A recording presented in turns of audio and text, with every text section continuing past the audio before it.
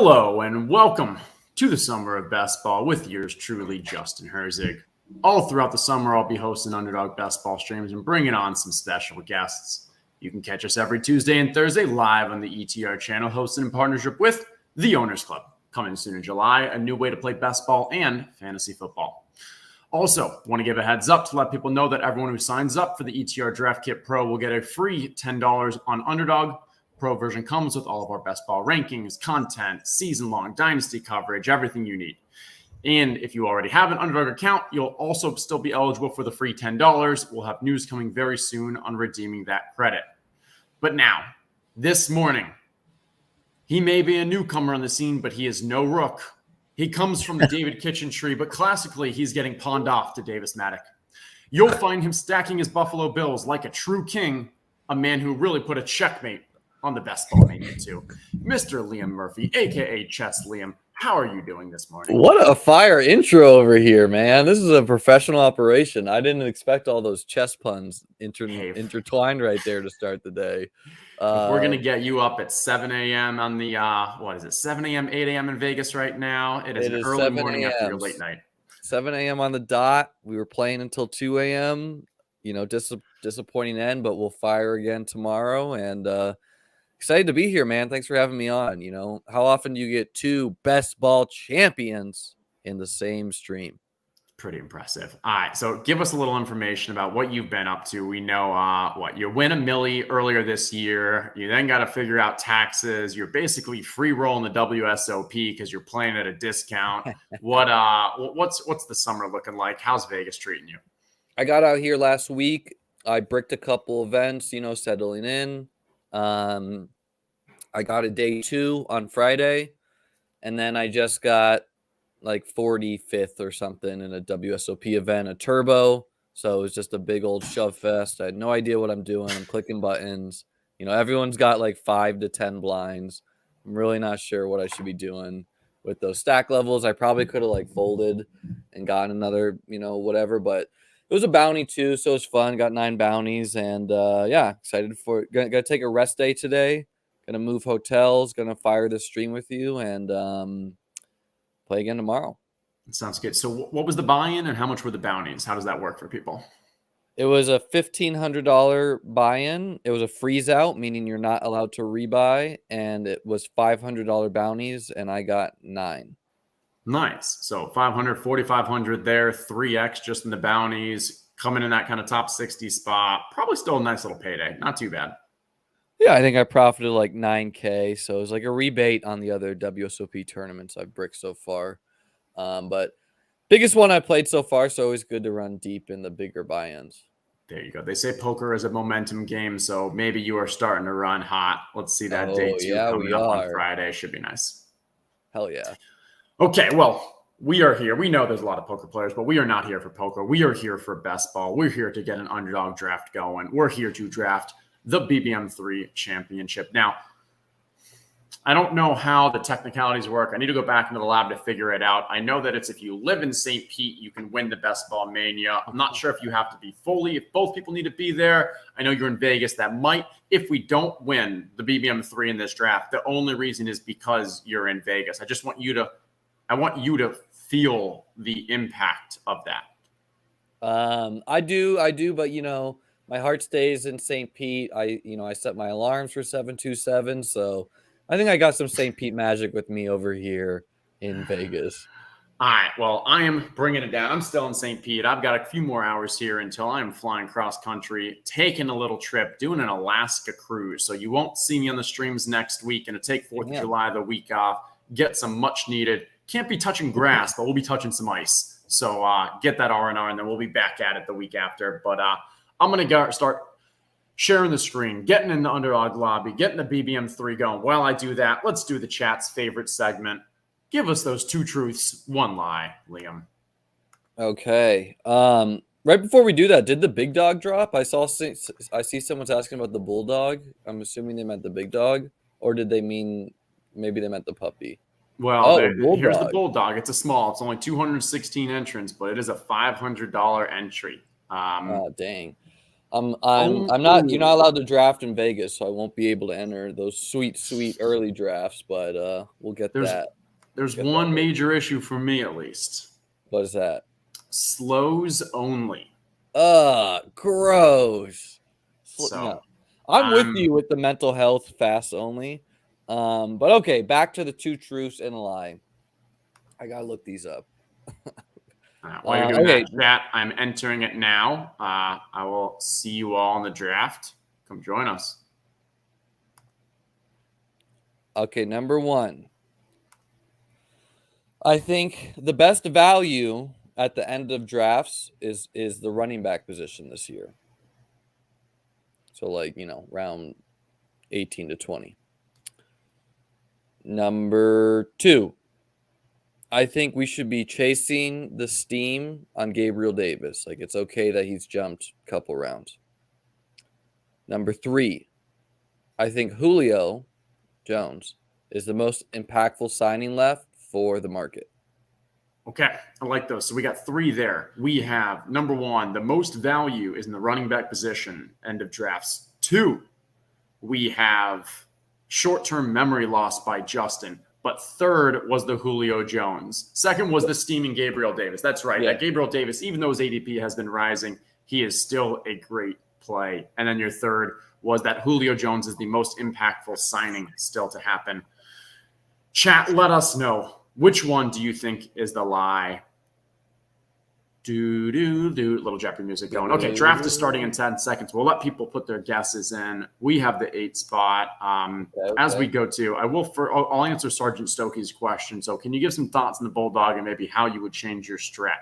I haven't taken a look at the structure yet, but at top mind, because there's only 216, most likely it's going to be one of those where about 2, maybe even 3 advance out of your pool. And then it's going to be like, hey, you only have to finish top half to advance. So what I would say is first is just take a look at the actual structure, what the advance rates are, because you're not going to need to be worrying nearly as much about correlation in those playoff weeks, especially week 17. It's going to be far more about just, hey, draft a strong team that can advance out of your initial pool. And then from there, just kind of keep going without having to hit any kind of that like crazy stack nuts or stuff. Okay. Yeah, I think in general, like the smaller the field, the more we should care about advancing, and the less we need like the optimized week 17 stacks. Yep, I like that. Okay, so we've got 2 is the lie. We got Julio's the lie. We got Julio. We got 2. A lot of 2s and 3s. So people agree that the running back value is in that 18, that end of draft. But then there's some back and forth on, is it Julio? Is it Will Fuller? I don't know. Which one is your lie?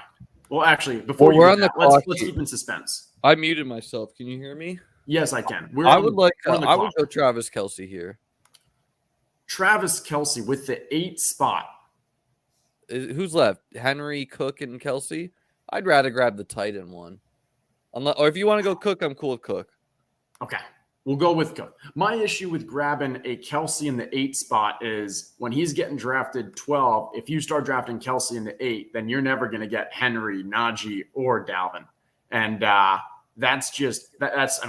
big on Kelce, but I think that's too much we're giving up and locking yourselves out of the kind of top of draft. What are your thoughts on that? Are you more okay? I mean, hey, we know Mr. 60% Gabriel Davis, but that was a late round pick. How about early round picks? Are you comfortable really going heavy? I mean, I think I have to kind of think about it through your portfolios, not purely mine. But to me, it's like Kelce is the differentiator at the position he plays there. Whereas I'd rather have Kelce Swift, Kelce Aaron Jones, Kelce, Fournette than I would have Dalvin plus whoever, Henry plus whoever. But I'm pretty much team like Dalvin plus Andrews. Yeah. Well, okay. So it's similar there, but I want contextures of both. But I don't think it's right to always be going Dalvin there, always be going Henry. Najee, I do like a little bit better than I'm pretty much team like anyone but Henry. I've been getting some shares, but the market seems to be on the same page with me because he is dropping. So that's great. Like what for these early drafts when when you don't have a player at their high cost and they drop, like that's when you want to start getting them. So that's what I've been doing. I think it's completely fair. I think the most exciting news in the draft is that there is Tampa Wheels. So another person from the Tampa Bay area. Maybe that fits. All right, they take Andrews. Devontae is the best value here. We could go RB, grab a Mixon, Mike Evans. I would like to go Adams, Mike Evans, or Debo. I think the Devontae Adams here value is too good, and Dalvin Devontae becomes a bit of a unique team.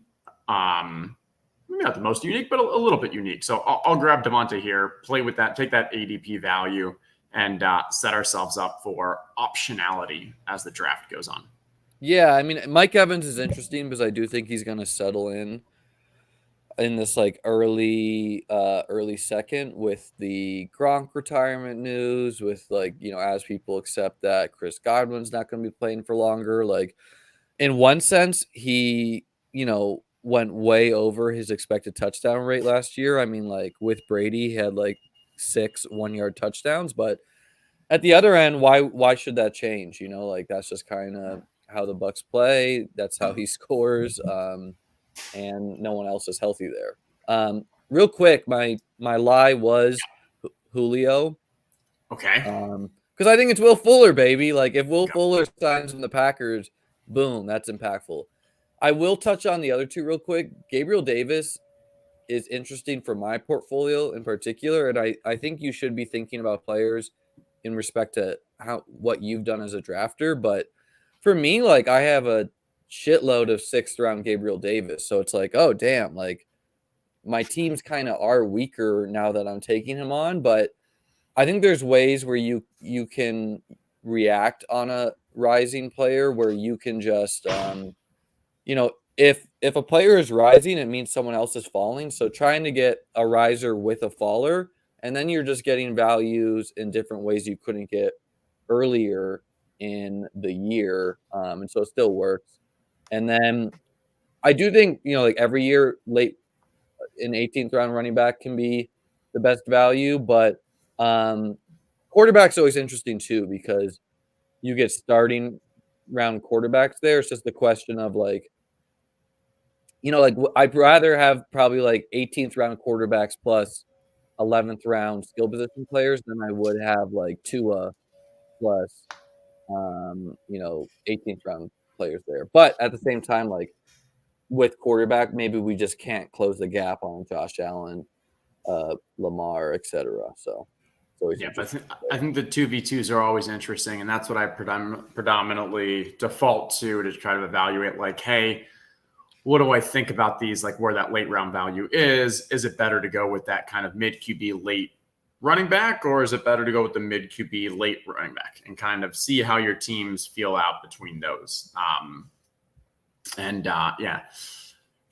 will say though, I don't think you should hold your breath that Will Fuller is going to sign with Green Bay. I don't know if you got a lead there.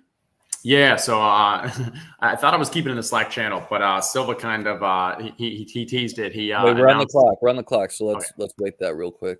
Okay, good call. All right, top of the draft, you've got the falling value in Alvin Kamara, James Conner. If you want to get the let's take Kamara, right? At 32, do you think he's going to fall further? Yeah, I think he's keep falling. I think he keeps falling. Okay, if you got to feel that he's going to keep falling, then I'd rather go like Conner or Moore would be my choice. I'd go Moore. Okay.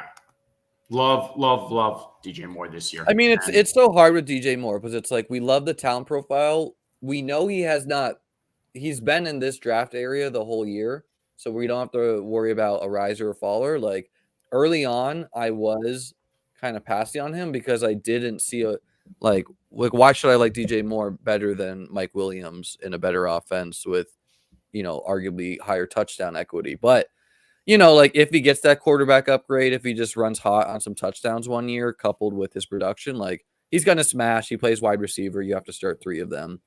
Okay. Back to your Will Fuller news. I've been out of NFL news with me being in Vegas. So, so last week I was breaking news, guys. Not so breaking. Silva broke it on the most recent pod, but Yeah, so I was in NFT NYC last week, and at one of the parties, Deshaun Kaiser was there. And so Deshaun Kaiser, ex-QB for Will Fuller at Notre Dame, we were just chatting it up, and was asking him, like, hey, what are his thoughts on the Will Fuller situation? And he, his main point was Will Fuller should have signed with Green Bay 2 years ago. 2 years ago and last year, they were basically seeking him out. They were trying to get him to sign, and he just wouldn't do it. He just does not like the cold weather, doesn't like playing in the cold. Yes, he played at Notre Dame, which is Indiana. Yes, he's from Philly. But end of the day, he's just not if he was going to sign with Green Bay, it would have already happened in the past 2 years. That was Kaiser's take. Okay, we're back on the clock. I got questions about that. Shortly after this. We'll make our pick first here. We have Devontae. Waller's going to fall to us because he grabbed Andrews. Do we stack up? Let's see what he does here, because he went for the Andrews Waller. Okay, I'd be okay with Kittle. I also kind of like Breece Hall over Akers. Wow, you love reaching. I mean, what are we reaching on here? It's just like very. What about Zeke? You want to do Zeke? Let's rip Zeke. I don't. Zeke. It's like, in one sense, yes, he played through injury last year, and maybe that is clouding people's judgment. On the other hand, like, I don't know. I think he's going to be like that consistent guy, giving you a bunch of those 15-point weeks, which is useful in best ball, but. How many 30-point outings is he going to have? Maybe he will. Like on my teams, I'm probably grabbing Kittle there because I don't view Zeke that differently than, like, I don't know, whoever I'm going to get later there with the running back. Whereas like Kittle to the next tight end is probably a big drop off. But with what? Oh, sorry. Go ahead. I think we're starting to see a bit of a drop off after Breece Hall. So I put Zeke and Breece together in a tier. But after that, with Dobbins and the potential risk that he starts off the year in the pop, David Montgomery still has the offense risk and a strong backup in Herbert behind him. Like, I think Zeke and Hall are kind of the last of the, hey, safe running back options. And yeah, I agree with you. There's a very, very unlikely that Zeke ever finishes again as a top 3 running back, but when I'm drafting him with the 41st pick, I don't mind it as much. And as you mentioned, you're going to get those 15 a lot out of him. I think that's fine as long as you build your team knowing that. This is not going to be a 6 running back team where you have all these guys that are also going to provide you with 10, 12 on a week. This is probably going to end up being a 4, maybe 5 running back team. And those are the ones where I'm more likely to hone in on a Zeke.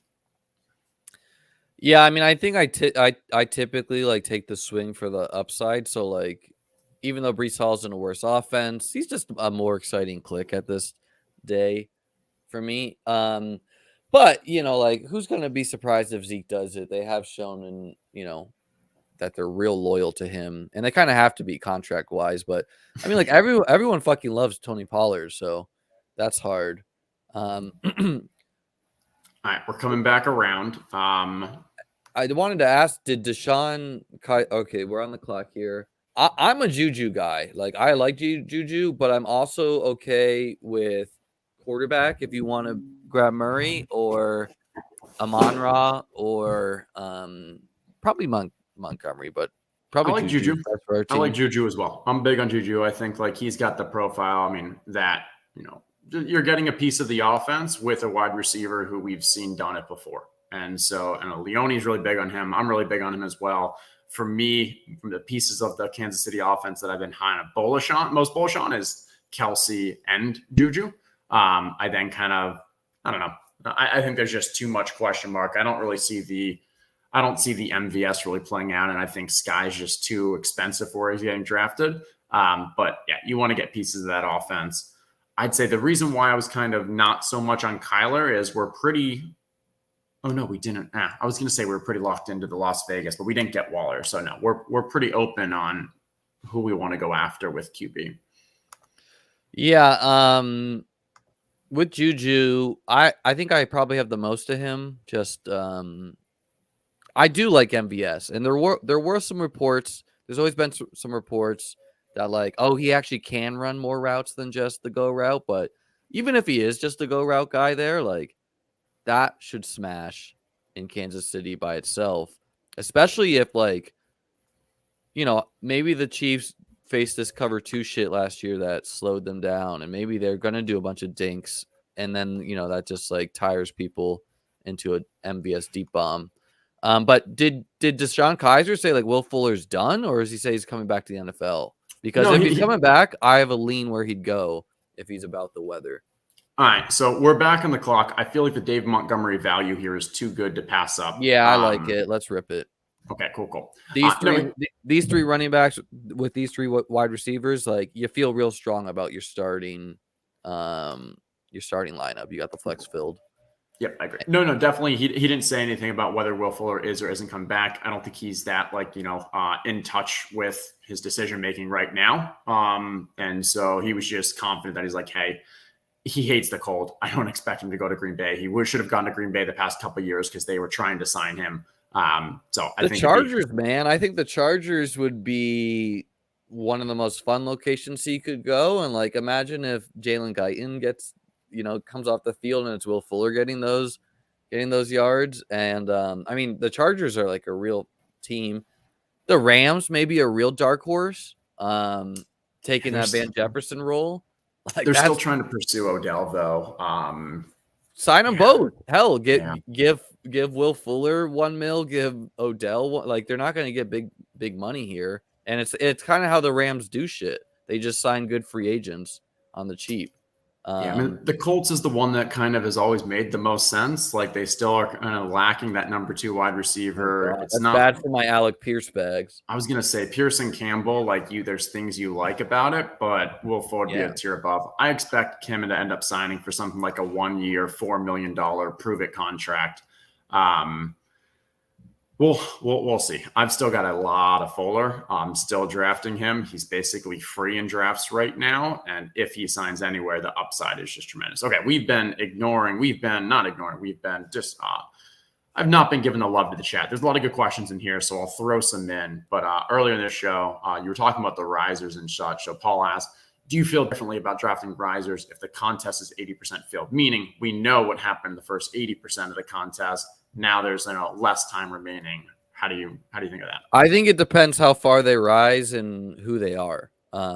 So like, I personally wasn't chasing the steam on Darrell Henderson last year, but it was because I had like 15% of him already on a pretty sizable fill percentage when he went injured. So I was just like, I didn't want to make the bet that I could find a 12th round player that could outscore a 4th round player, which you pretty much need to be doing when you think through your playoff matchups. But at the same time, that's all you need to do. You need to be able to find a player. And honestly, that existed last year. Like, instead of taking Henderson, if I was taking James Conner or Leonard Fournette plus Henderson, like, I was fine facing those teams. So it depends who it is, but I don't really think about like, oh, the contest is 95% filled, so I can't do X, Y, Z.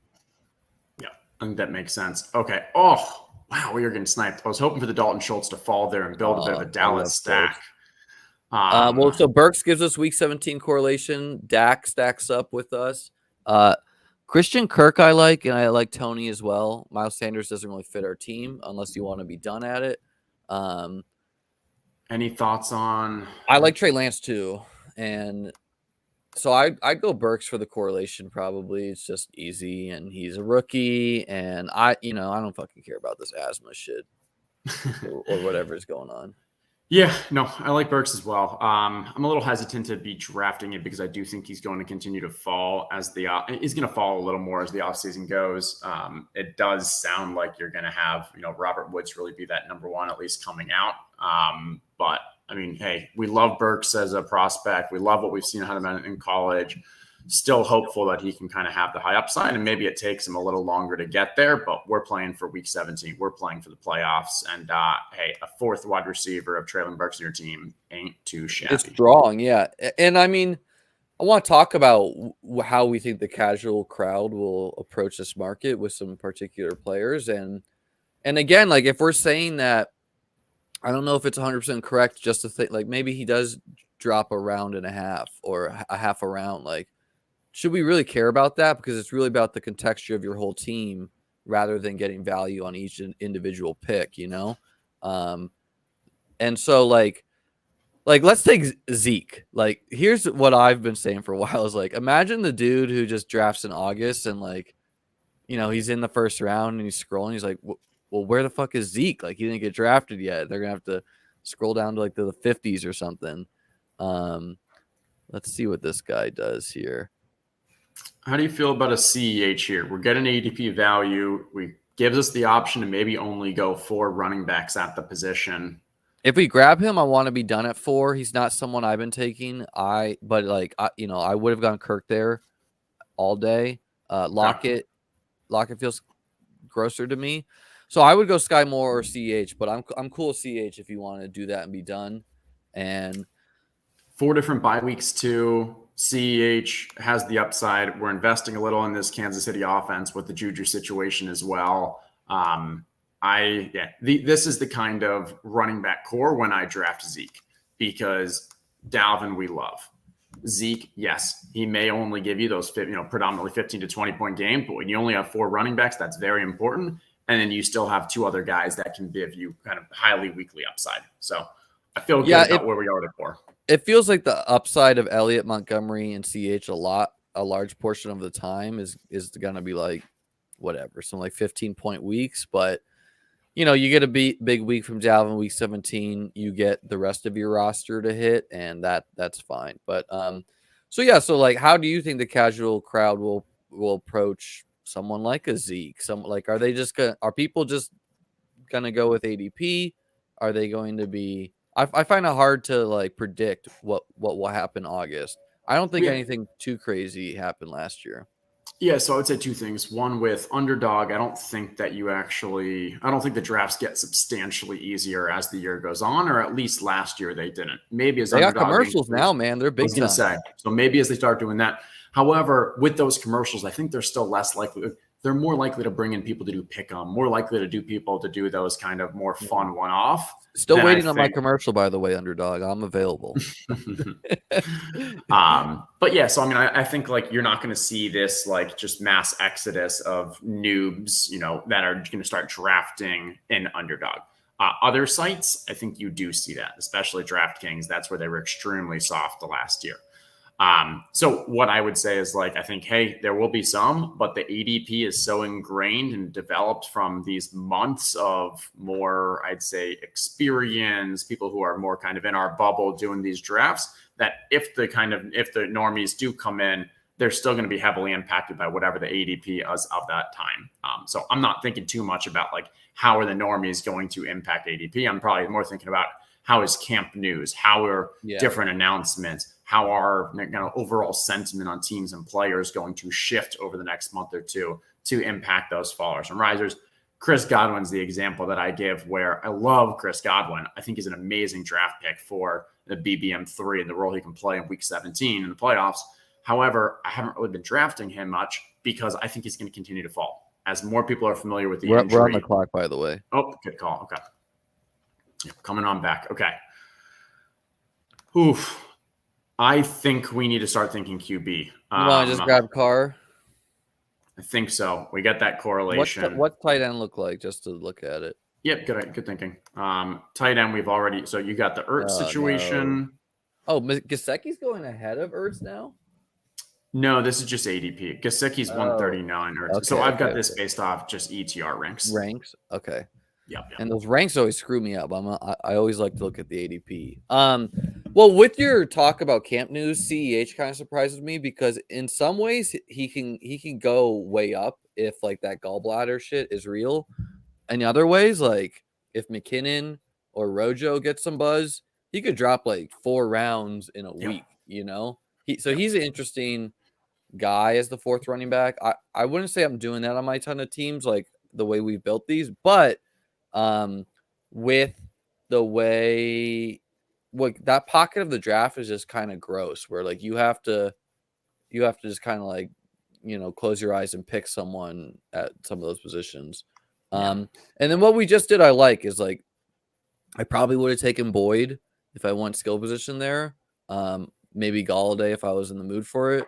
I don't really view Galladay as the number 1 there anymore. I don't know if you do. Oh no, definitely Tony. Yeah, and so it's like, yeah, so like rather than take this wide receiver 3, who I do like, with us being strong at wide receiver and running back, why not get our quarterback who correlates? And I think did the guy after us have Waller too? So were we having to worry about that, or was he before us? No, it is Tampa Wheels. Now he has Kyler, but again, Kyler Carr would have been a pretty good double stack for him with him grabbing the Darren Waller situation. So yeah, I if we find wanted it him, interesting that Stafford is the quarterback that gets disrespected. Like the quarterbacks that perform like him are all going in like the Brady, Hurts, Burrow range from like a season-long perspective, but he regularly will like fall back to the cup drafter in the like late 90s or something. So like even an unstacked Stafford here, I kind of want to go him and be done. Because it's like, and if not, I guess I would go like Kenny Galladay doesn't correlate to anything. I would go like Watson just because he's like an exciting click. Do you want to do this gross like naked Stafford and try to make it work, or do you want to go Galladay or Watson or Penny? No, I feel good with Stafford here. I think it's an ADP value. I think it also Tim allows us to Patrick now also correlates our team if we wanted to do that. Yeah, but so my thought with the Stafford is we now have 2 QB and we can stick with the 2 QB model here. And if we didn't grab a QB in that spot, we were probably ending up with 3 QB and 3 tight end, which I really just don't like. Yeah. So even though it is a naked one right now, we can still possibly get a Van Jefferson or maybe even an Odell later on to get that eventual correlation. Henderson, Higbee, there's some late stacks. Yeah, Higbee actually is a perfect fit. I think Higbee will likely end up on our team unless someone goes for a crazy snipe because we're going 3 tight end. I was going to ask you, are you doing 2 tight end with Higbee ever if you don't get like a Kelsey Andrews?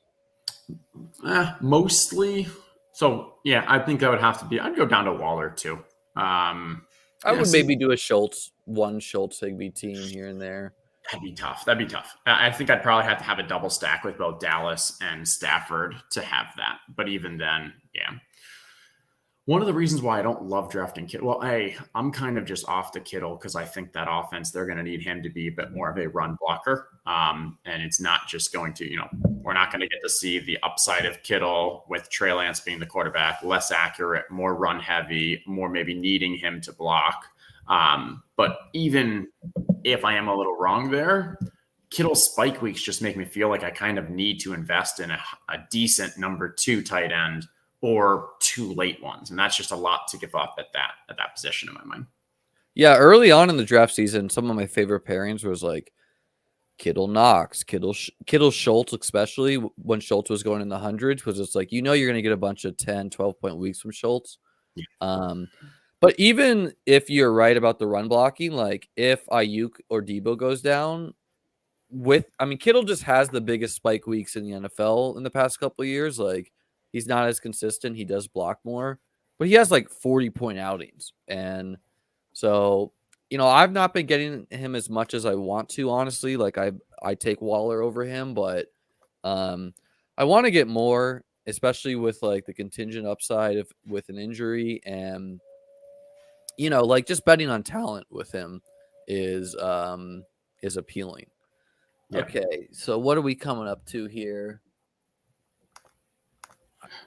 I like Irv. Yeah, running back we're done with. We've already said that. Oh, gosh, both tight ends that we were eyeing just went there. This amateur hour right now showing. I would go Albert O. Or there's a 20-second delay. I didn't pull that up until we were already. Oh, is it a delay? Okay, I didn't know that. Rashad White is an interesting 5th running back. It's real heavy at the position, but he's like the last high upside swing. It's a bit robust. Jameson Williams. I was going to say upside wide receiver like Jameson Williams who fits this team. I like Jameson too, yeah. Okay. Like you're taking an upside swing at the positions, and like, I guess wide receiver, we need it more. And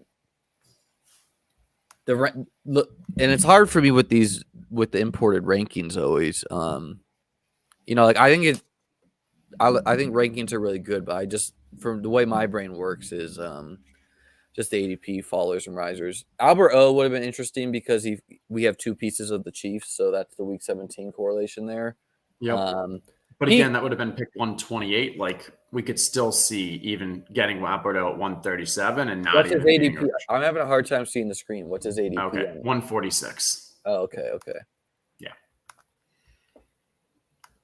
I know, D-Turk, you're right. Snipe City, it does feel like that. And I've even been like, I've been trying to like, not give too much. I'm live texting that guy, actually.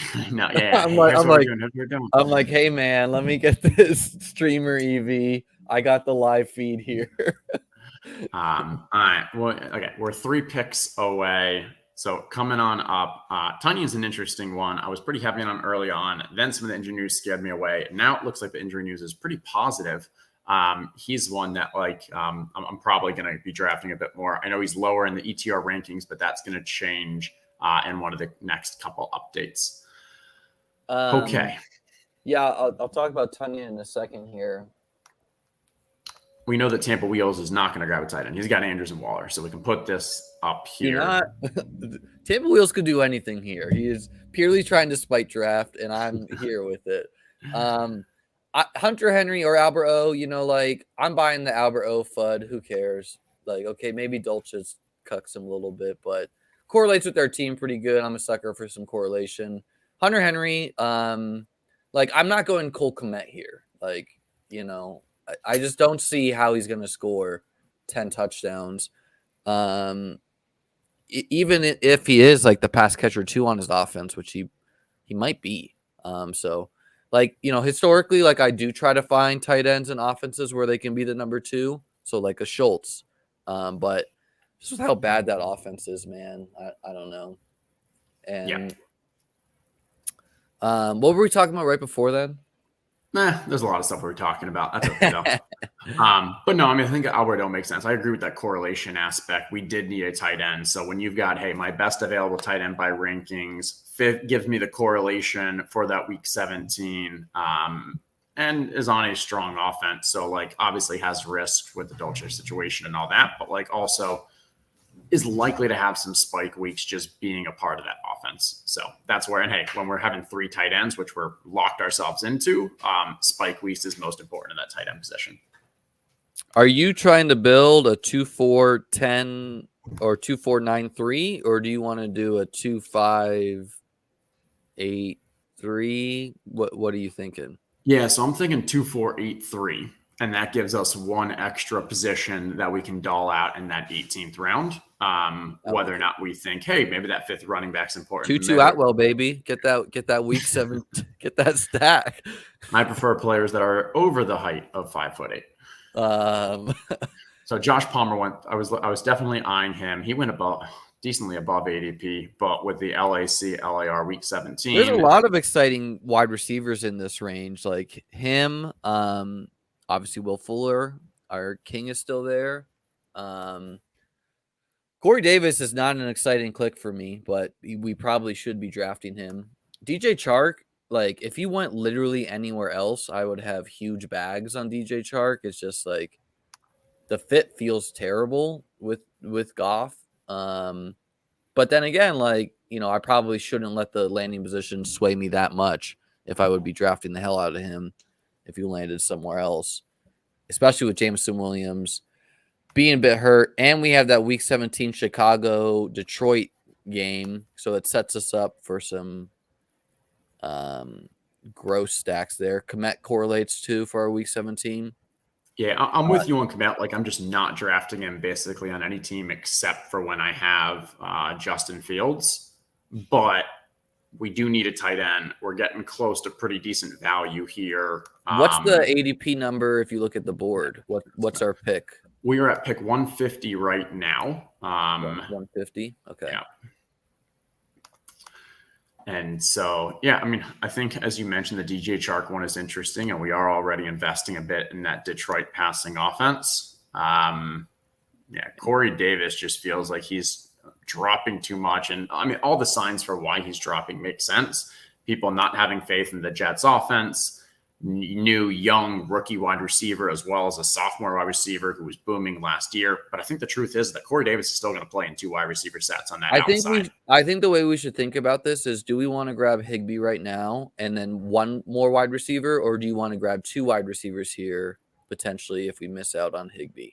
So I'm either about Higbee here and then whoever's left, or Chark, I guess. If I like the Chark call. And you know what, honestly, if we end up with a 4 tight end team because we're so strong everywhere else, this is probably the type of build where I would consider a 4 tight end team. Yeah, and like the Chark plus Williams is kind of this mini correlation that I like to build, where especially those 2 players this year probably work well together, where it's like maybe Chark is the early weeks, and then if Williams doesn't play as soon as we want him to,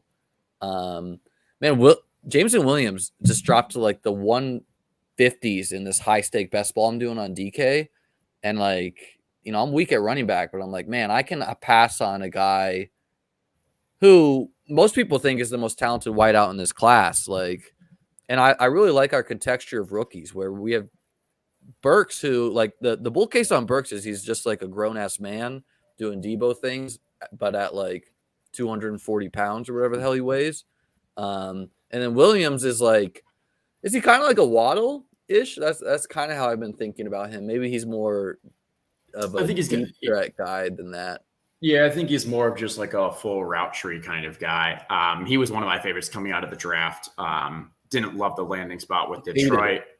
Yeah, I mean, I think if you look at these wide receivers, I wouldn't be shocked if we have, like, you look at this team come playoffs, and like, holy crap, how are those? Like, those are just amazing wide receivers. Like, how do we get Juju? And, you know, they all have the upside. But then also, yeah, you've got rookies and you've got new team. You've got a horrible QB situation. You've got new team. Like, it could also flop. Okay, so clear Higbee for us if Wheels doesn't want to torpedo his team by drafting a 3rd tight end after Waller and Andrews. If not him, yeah, easy decision here. And this is one of the reasons, I mean, it just kind of shows why it's better to go with that DJ Chark get that ADP. Chark is a tier above these other wide receivers right now. And we still get Higbee. And we're 163 and he's 167. So, like, there was a fair expectation that he was going to fall to us. Yeah. Good question here in chat. I saw, is this the year for 3-4 late round tight end builds? And then I also see, late round tight end seems strong this year. Like, how much is that difference really between a Cole Kmet and Hayden Hurst? I completely agree. Every year, though, people say this. Every year. Yeah, but what happened last year? Dalton Schultz was a late round tight end. Gronk was a late round tight end. So let's talk about that. Dawson Knox. I mean, the late round tight ends, I've thought about this. Schultz, Knox, Gronk. What's common about those guys? Strong great teams. offenses. Great offenses, right? So if you're saying your late round tight end is, but Hayden Hurst. Great offense. Fits the bill. Tyler Higbee. Great offense. Fits the bill. Let's take a look at some others. So maybe that means you should. Who doesn't fit the bill? Like, Brevin Jordan doesn't fit the bill. Austin Hooper doesn't fit the bill. Like, these are guys that people like too. And I've been taking some of them too. I think but like, people look at, let's talk about how people misuse historical data. People look at historical data and they're like, oh, last year 4 tight ends smashed. Well, yeah, I had a 4 tight end team that had Knox, Gronk, and Schultz on it. Of course that team smashed. Like, I just luck boxed into the perfect combo. If those options don't exist this year, which there's no reason to assume they do, then it's not going to work as well. However, there's some interesting tight ends that fit the same model. Greg Dulcich, good offense, ambiguous offense, could be like Schultz.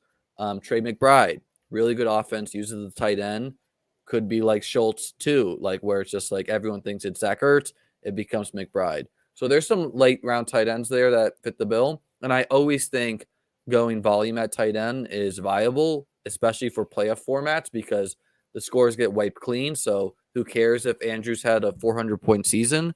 If you have the tight end that outscores him week 17, you're gonna get paid there if you make it. Yeah. No, hey, I agree, and I think you touched on a good point. And I'll touch on this afterwards because we're about to be at 10 o'clock. But I do want to talk about the kind of interpretation and often misinterpretation of data. So tight end, though, I'm not on Team Cameron Brate. I would say let's grab another wideout here and just push our tight end. Okay. If we take a look at wideout, you want to go? I like Fuller. I like Samuel. It's ugly too. I want to grab Fuller or Samuel. Let's grab Fuller, man. We've been talking about him all show. I'm gonna grab Fuller. Okay, so Fuller over like a Hayden Hurst. We can grab Hayden if you want, and I get why you want to, because like we really like the offense and we don't have questions there. We grab Fuller. All right, we grabbed our king. Our king. I'm ready to just go down with that ship, man, and it would be so poetic for his last move to retire and rug my bags. And hey, you called for the LAR. You said maybe he could become a Ram. Hey. They end up not getting Odell. They want someone better than Van Jefferson. Playing indoors, playing in LA. Fuller, go to the Rams. Go enjoy yourself. Yeah, brother. Go live in LA. All right. You said that you wanted to touch on historical data. Yes. Back up quick here. So we are coming back. Hurst did get taken. I was expecting that just as much as we were talking him up. But that's okay. That's the downside of doing the streams, but it's worth it. I think we could even push tight end one more round and just take whoever the hell we want. So we're 2-4-7-2. If we look at wide receiver real quick, because these so we're at a wide receiver range right now where I think they all just kind of blend together. Yeah, but like Kendrick Bourne goes so late here, so like you can always grab a guy who you can talk yourself into being a starter there. So looking at tight end, how are we feeling about Logan Thomas? I love the position. I love the tight end in the Washington. If we're going to go with the 4 tight end build, he actually makes a lot of sense because we can survive his injury aspects. I'm probably at this point. I mean, I think you could always get him later. I'd probably lean for the Cameron Brate. Yeah, let's do Brate. Let's do Brate, but it's ugly.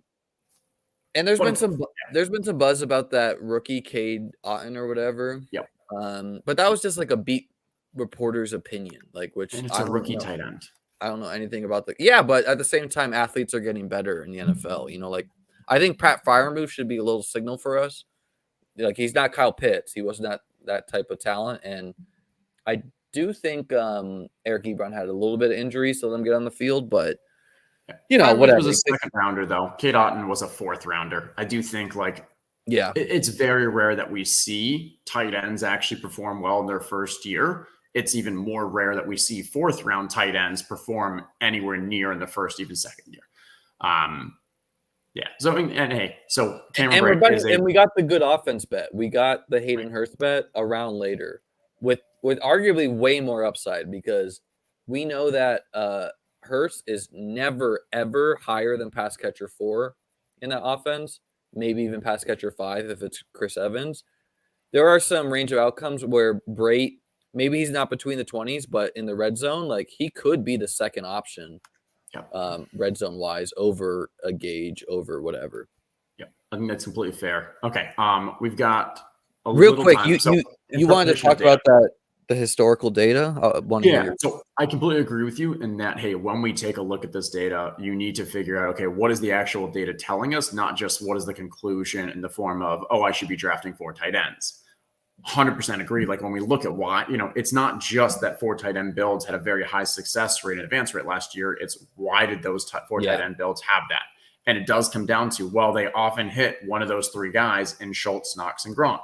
So that's the next step is, it's not how do I draft 4 tight ends? It's how do I identify teams where I can draft the Schultz, Knox, and Gronk? And in those situations, the more bullets you have, the more opportunities. And as you mentioned, so now I like 4 tight end builds, but every tight end I draft in a 4 tight end build, I want to have upside. I'm not drafting a tight end who's just going to maybe give me the occasional touchdown or something. I want either fantastic talent or I want the really strong offense. Okay. we're back on the clock. Isaiah McKenzie's a brand guy. I like Zay Jones's upside. James Washington's a guy I've not been taking a ton of, but correlates with our team a bit. And I've been trying to work in more of him because there's like some outcomes where he is the number 2. Want Tight to go end, to Logan Thomas? we can grab Logan, or Let's can grab push Logan, because same thing with his wide receivers. None of these correlate with us, and there's not much of a difference. James Washington correlates a little bit on that Dallas-Tennessee game. That's fair. That's fair. Good. Yeah, for me, James Washington, it's just hard for me to see him having a substantial impact in the playoffs. I do like him on teams. Okay, one thing to note is by week 6, we do not want to draft a wide receiver with by week 6. Turns out it doesn't matter, but that's our even if we're eating 1-0 there, that's cool. I like our team contexture, and I like that, like 4 tight end underutilized by the field. Obviously easier to stomach in 20 rounds than 18, but we're really just saying all 4 of our tight ends play for great to good offenses. Logan Thomas, man, if he gets back on the field early, like Wentz historically targets the tight end, he is like, he's old, but he is just like good at football. Right. Like people forget he had like 170 points 2 years ago. Yeah, he had those bad injuries, but like, who's the guy, John Bates or whatever? Like I know he's going to start, I think, but he's not like, no, there's nothing there. Yeah. I think he's like a blocker at his heart.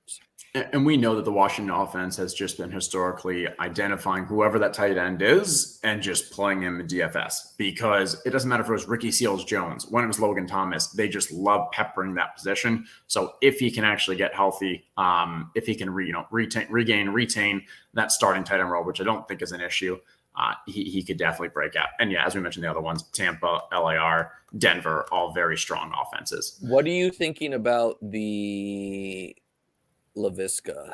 I have no LaVisca. I think part of it's just kind of like take locked because I thought he was bad, but there's been some buzz on him. Let's cue McKenzie. Okay. And Romeo Doubs is a guy who Ben Gretsch likes a lot. Correlates with Dalvin Cook. Probably a higher upside swing than McKenzie because he could be like the 2 there. McKenzie like should have some spike weeks and is drawing live to be the slot guy there. Randall Cobb's old. I like going for the better offense. Draft the better offense. McKenzie, maybe an injury or 2, maybe he's needed. We've seen it before where like, hey, he has had those huge games in the past.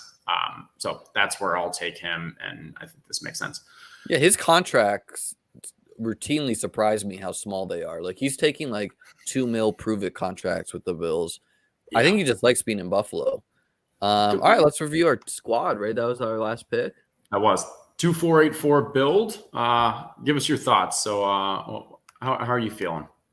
I like it a lot. Obviously our tight ends, we can see them all producing. We're going to need some big week 17 performance, either from David Montgomery beating down on the Lions or Dalvin, doing it in Green Bay.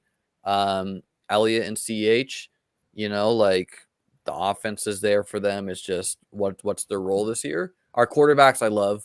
And I've said often that go like double tapping elite quarterback, which like I think we double tap the tail end of the elite, is probably makes you not live for first place regular season prize often, just because the opportunity cost of missing out on a skill position player in those rounds. But if you can find a cheaper skill position player that produces like a 10th round pick, whatever, you're there. Our wide receivers, we got a mixture of like, steady producers every year with Devontae Adams and DJ Moore. And then we got some high upside swings in some either bad offenses or uncertain positions. And then, hey, we got 4 shots on goal at tight end with a lot of upside there. I'm kind of surprised Brait has not been chasing up the steam as much. I think there's just questions there still. I think there's an ETR bias to it. This draft has a lot of ETR subscribers, and Levitan has been, very much on the anti-Cameron Brate train, which I think makes sense at his ADP, but that probably is one of the reasons why he fell so much in this draft. Yeah, I'm not planning to chase his steam. I'm just like I've been kind of taking him when he keeps coming so late because I'm like, okay, well, I mean, we have the information at least. Yeah. Okay, we've got a couple more minutes. Let's review. So I think it's appropriate from the Tampa Bay area, from the ETR subscriber in the chat. I see you. Here we are, Tampa Wheels. Okay, we're going to take a look at your team. We know that you sniped us at least once or twice. Got a little crazy, got a little nutty, as you say, with that double tight end early. Let's review this Tampa Wheels team. So 2-5-9-2. Nothing wrong with that build, just from an overall structure. QB Kyler, Mac Jones is a great pairing partner with Kyler, I think, from a upside, and then that secondary guy. What do you think about these running backs? I mean, you're gonna need to get some points from Sanders and Gordon, really in particular, and then Darrell Williams. I don't know. There's been some buzz. I like the talent. I like the landing spot. I mean, actually, I don't know how talented he is. He just has had the spike weeks with the Chiefs in the past. Running backs seem fine, whatever. You need big seasons from Najee. You need Alvin not to get suspended for too long. Yep. So, yeah, I'll say from a player take wise, yeah, I'm off of Darrell Williams unless he's a stack partner for me. I've actually been drafting a lot of, Benjamin in the 18th and 20th of the puppies, the Superflex ones. I think that he's just he has a strong likelihood of being the number 2. And then also I've been drafting him predominantly in those Superflex puppies because no one else was drafting him. So I got that uniqueness aspect. I think Darrell Williams is actually a cut candidate, or just not going to have a substantial role. The rest of your running backs, I mean, hey, Najee and Alvin, and you definitely got value on Alvin. Those could be fantastic 1-2 punch for the playoffs. Again, yeah, hopefully not the longest suspension for Alvin, if even any, depending on the timeline of that cases and stuff. Sanders scares me a little, especially with the interview he just did yesterday. You can tell he's a little frustrated from a fantasy sense. Yeah, I didn't see that full thing. What did he do? He shit on the team or something? Nah, he was just like, you can't get points in this. You can't get points in this offense. Basically saying that, the offense isn't structured for him to be a big fantasy points player. He's not getting the goal line touches often. He's not just a workhorse running back. And I think you kind of saw internally he knows that. But then fantasy people are like, why aren't you producing it? And he's like, well, I can only produce what I get the touches for, and the touches in the goal line and the red zone and stuff. And so, I mean, yeah, it's a little silly, but I also think it did give a little peek inside his, mental, his mentality towards what that running game is like. And hey, so that's just, I'm also, I think, a little more bullish on Kenneth Gainwell. Just an interesting aspect there. Wide receivers. So once again, gross wide receivers. And sorry, you actually did have Kyler. So Darrell Williams with the Kyler. I'm okay with that because you got the correlation. Let's see. Arizona, New England. What do we have here? I see Rondale. I see Jacoby, AJ Green. So good correlation, but a rough bunch. Yeah, not something I'm fist pumping about. Those tight ends better be good, and I guess they are. So. Yeah, I mean, you got your wide receivers are just dudes we're not even sure are going to be playing come the playoff weeks, and guys like AJ Green and who are some other old dudes that he had on that squad. Yeah, I was just going to show because where he drafted Darren Waller with the 40th, who else could he have grabbed? Because it feels like if he grabbed a Deontay, Gabe, Jerry Jeudy, one of those, that probably would have been. I mean, I'm okay with using volume for wide receiver, but I still predominantly want to have that elite, at least 1 or 2 guys with substantial upside. Here, it feels like you've got a lot of safe and steady guys, but it lacks that true upside that a Deontay, that a Jeudy would have provided you. You kind of need an anchor wide receiver because even if the wide receiver you're drafting is going to score less points over the season than a running back you're going to draft earlier, the fact that you have to start 3 wide receivers versus only 2 running backs matters a lot, where you can draft a wide receiver who scores 15-20% less points and it's still a smarter decision because you can just make up the volume at running back. Kirk is a guy I like a lot because you have a pass catcher 1. So you have 2 pass catcher 1s in Cooper and Kirk, but Cooper could be one of the least desirable pass catcher 1s. You know, like it seems like a similar bet if Watson doesn't play, that where we have the Lions pass catcher one, you know, unless it's a Monroe. Yeah, no, I think that's completely fair. And obviously, we know they finished with two very strong tight ends. Unfortunately, I think that was at the expense of losing out on that upside wide receiver. Overall, I don't think it's a bad draft. I like the correlation you were going for. Obviously, need a few things to to fall right even in the regular season. And I think as you looked at it, you knew kind of, hey, drafting that second tight end made things a little wonky. And hey, it's good to try with those. It's good to experiment. And now you get a feel for next time, like, hey, maybe if you do that, how are you going to adjust and so forth. So overall, thank you everyone for joining us. This has been fantastic. Liam, thank you. I know you are putting out a couple shows, a couple of content, doing some streams yourself. Where can people find you? What are you up to? Yeah, you can follow me on Twitter at ChessLiam. I'm taking a break from streaming with me being in Vegas. I'm not allowed to do it, but actually Davis and I are going to rip one either today or tomorrow. And so I think you just type in like Liam Murphy Fantasy, Liam Murphy Best Ball on YouTube. You'll find my streams. Had Justin on, planning to have him on again. Thanks so much for having me on, man. This was a blast, and can't wait for that party when you bink a prize. Going to be a fantastic party. All right. Well, everyone, thank you for joining us in chat. Please like the stream, give a comment afterwards. If you have any questions kind of about best ball, about player takes, ETR team is always answering those comments and giving some perspective there. So fantastic job by everyone. We will see you. We're taking next week off as we are going to touch some ice, touch some glaciers, enjoy a 4th of July America style up in Alaska. And I'll see you all in a week. Cheers.